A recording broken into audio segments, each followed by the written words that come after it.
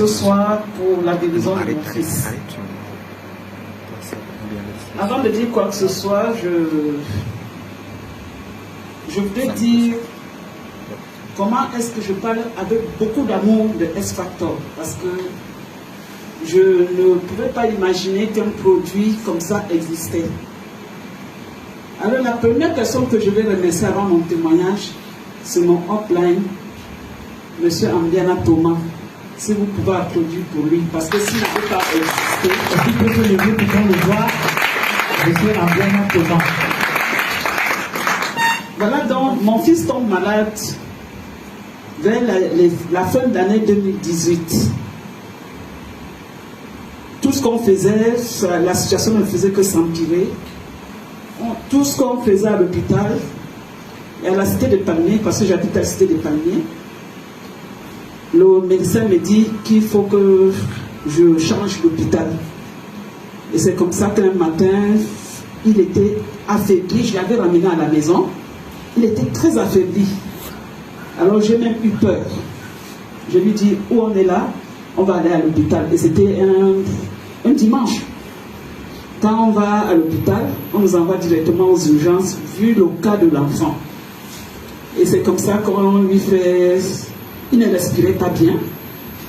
On le met sous oxygène en réanimation. On l'a mis en réanimation pratiquement 1 semaine et demie. Vous pouvez imaginer le prix de l'oxygène à l'hôpital général. Ok. Quand on commence donc à faire les premiers diagnostics, on nous amène en salle la médecine C. Et là-bas, les premiers résultats qui tombent, le pneumologue me dit, Madame, le cas de l'enfant est très sérieux. Curieusement, je n'ai pas paniqué. Et puis, il continue les examens. Le cancérologue arrive, le cancérologue de l'hôpital général, je préfère taire le nom.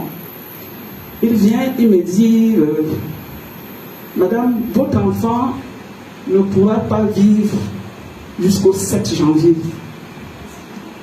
Je lui dis, docteur, au-dessus de vous, il y a un médecin suprême.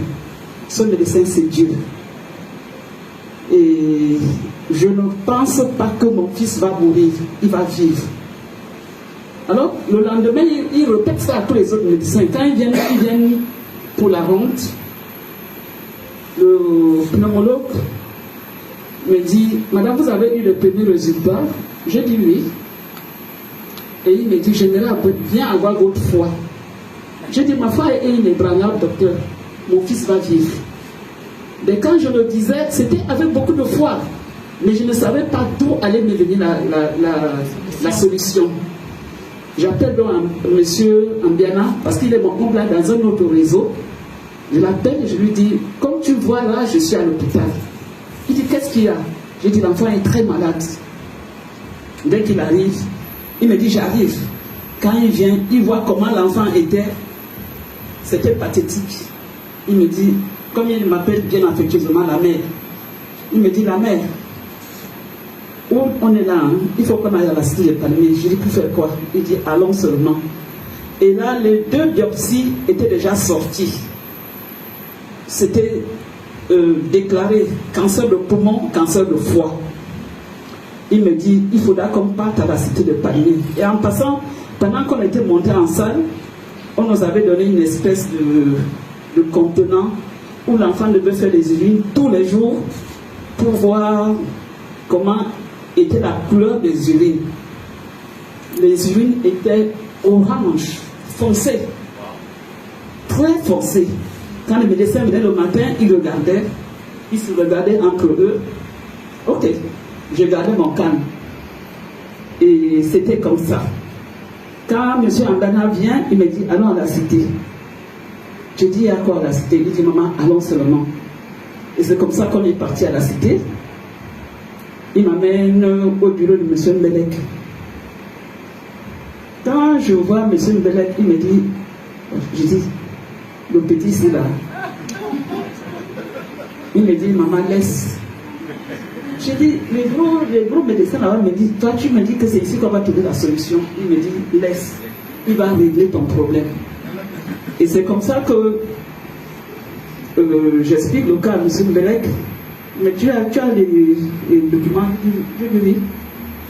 Il me dit, bon, moi-même, je viens à l'hôpital. Ça m'a beaucoup marqué.